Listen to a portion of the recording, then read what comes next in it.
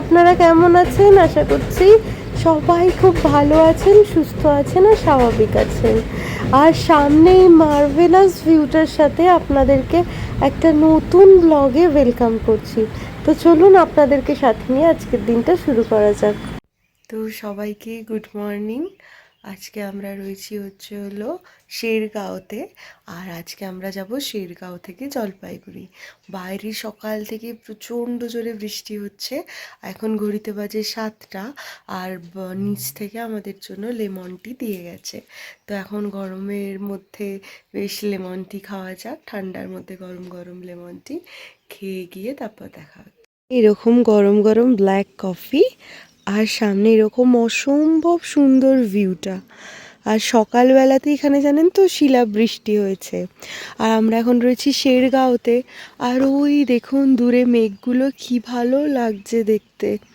আর এই যে এখানে আমরা রয়েছি, এটা হচ্ছিল আমাদের কিচেন এরিয়া। আর কালকে আমরা এই যে উপরের দিকে ঘরগুলো দেখতে পাচ্ছেন, ওই ঘরগুলোতে ছিলাম। এত সুন্দর ছিলাম সে আর কি বলবো, খুব ভালো এক্সপিরিয়েন্স। আর ওই যে ওখানে আমাদের গাড়ি দাঁড়িয়ে আছে, সামনের এই গাড়িটা সুন্দর দেখতে লাগছে, পেছনটাতে পুরো হুড খোলা। আর এটা হচ্ছিল এদের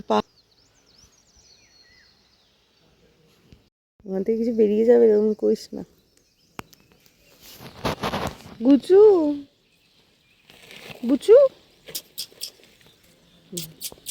আমি না, কিন্তু আমাদের প্রচুর লম্বা জার্নি কভার করতে হবে।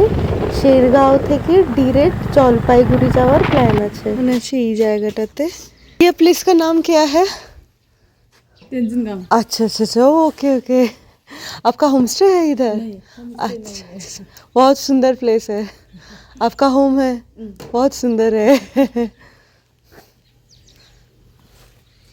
তো আমরা এখন আছি তেনজিং গাঙ্গে। এই যে তেনজিং গাং,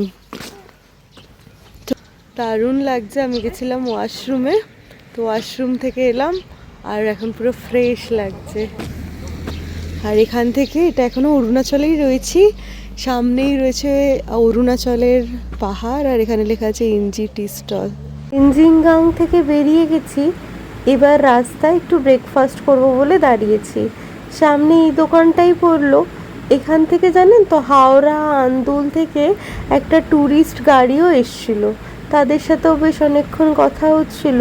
আর এই যে এখান থেকে অর্ডার দিয়ে দিয়েছি, আমার জন্য ম্যাগি আর ওর জন্য আলুর পরোটা। সত্যি বলতে এখানের আলুর পরোটাটা জাস্ট অসাধারণ ছিল। আমি যে ম্যাগি নিয়ে কি ভুল করেছিলাম। আর এই যে এটা হচ্ছিল আলুর পরোটা, সাথে এমনি ঘুগনি, তার উপর পেঁয়াজ ছড়িয়ে জাস্ট অনবদ্য খেতে ছিল। আর উল্টো দিকে যারা বসে আছে তারা হচ্ছিল আমাদের সাথেই, যাদের দেখা হয়েছিল, খুব ভালো বন্ধু হয়ে গেছিলো, আমি অনেকবার বলেছি। আর তার সাথে সাথে গরম গরম ম্যাগি। ম্যাগিটা না একদম ভালো ছিল না। তো খেয়ে দিয়ে ফুয়েল আপ হয়ে আবার আমরা জার্নি স্টার্ট করলাম।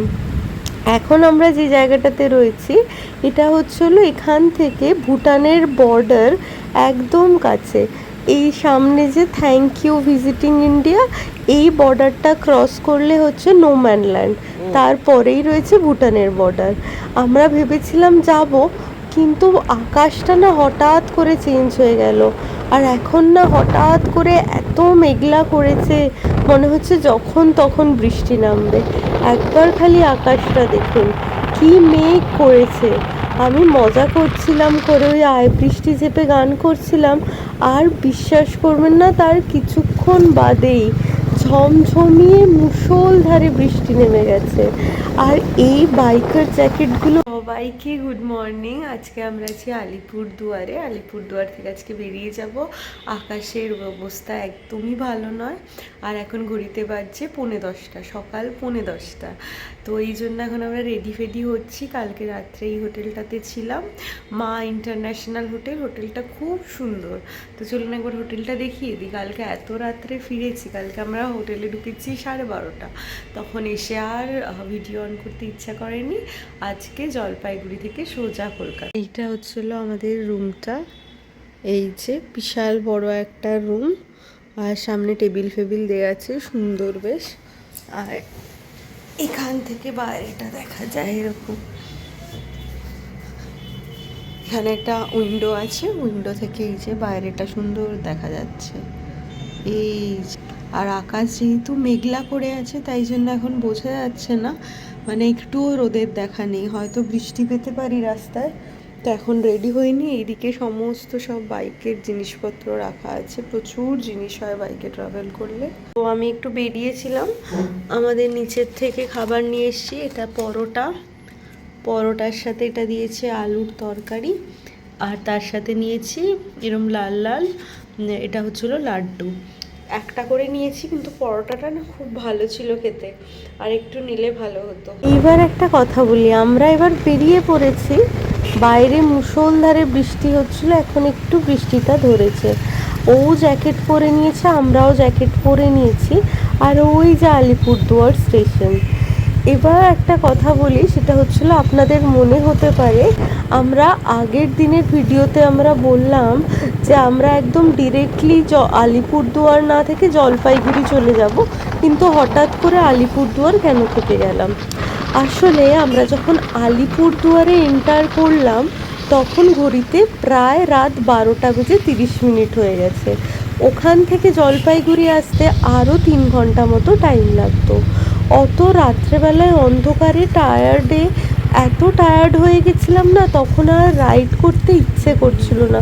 তখন মনে হচ্ছিল যেই হোটেলটাই সামনে আছে ওখানে জাস্ট রাতটুকু কাটিয়ে দিতে পারলেই ভালো। সেই জন্য আমাদের প্ল্যানটা চেঞ্জ হয় আর আমরা আলিপুরদুয়ারে থেকে যাই। এবার আমরা এখন আছি শিলিগুড়িতে, আমরা জলপাইগুড়ি ক্রস করে এতটা রাইড করে আজকে চলে এলাম এখন শিলিগুড়িতে। এখান থেকে একটু কিছু খেয়ে নেব, আর আজকে যেহেতু রোববার তাই একটু চিকেন মাছ এগুলোই অর্ডার দিয়েছিলাম, হালকা ফুলকাই খাবো। আর এখানে কিন্তু ওয়েদার একদম ভালো না, বৃষ্টি হচ্ছে, আর আমাকে ওই জ্যাকেট তার সাথে রেন গিয়ার সব পরে থাকতে হচ্ছে, এত বিরক্ত লাগছিল আমার, কি বলবো। তো যাই হোক, এখান থেকে খাবার টাবার খেয়ে আজকে প্ল্যান ছিল একদম কলকাতায় চলে যাওয়ার, কিন্তু আমরা যখন শিলিগুড়িতে পৌঁছেছি তখনই সময় বলছে প্রায় 3টে বেজে গেছে। তাই আজকে আমাদের কলকাতা যাওয়ার প্ল্যানটাও একটু চেঞ্জ করতে হলো। আসলে কলকাতাতে গেলে আরও রাত হয়ে যেত বা কাল ভোর হয়ে যেত হয়তো, তো ওই জন্য আমরা আজকে রায়গঞ্জে থেকে যাব। আর দেখেছেন রাস্তা পুরো ভেজা, আমরা কিন্তু শিলিগুড়ি থেকে খেয়ে দিয়ে বেরিয়ে পড়ি। যে প্রচণ্ড বৃষ্টি হচ্ছিল, এখন আমরা ইসলামপুর ঢোকার মুখে দাঁড়ালাম, আর ব্যাগের অবস্থা দেখুন, পুরো ধুলো হয়ে গেছে, পুরো বালি বালি হয়ে গেছে। এগিয়ে পরিষ্কার করা যে কি চাপের। এইখানে সব হেলমেট রেখে আমরা এখন দাঁড়িয়েছি, একটু বাদেই আমরা বিহার ঢুকবো। আর এখন ঘড়িতে সবাই বলছে 4:12। আর ওই যে ওখান থেকে আসছে, এটা হচ্ছে হলো হাইওয়ে, তার পাশেই পেট্রোল পাম্পে আমরা দাঁড়িয়েছি। ভিডিওটা এখানেই শেষ করছি, আর কোনো ক্লিপ নিতে পারিনি। আজকের দিনটা আমরা রায়গঞ্জে থেকে, পরের দিন রায়গঞ্জ থেকে আমরা কলকাতায় পৌঁছেছিলাম আর কি, তো সেগুলো আর ক্লিপ নিতে পারিনি, একই ফেরাটা এত হেক্টিক লাগছিল তাই আর ক্লিপ নিইনি। তো ওই যেগুলো ছিল সেগুলোই যোগ করে দিয়ে দিলাম। আর ভিডিওটা যদি ভালো লেগে থাকে তাহলে please like, share and subscribe করে আমাদের চ্যানেলের পাশে থাকবেন। থ্যাংক ইউ, অনেক ধন্যবাদ, টাটা।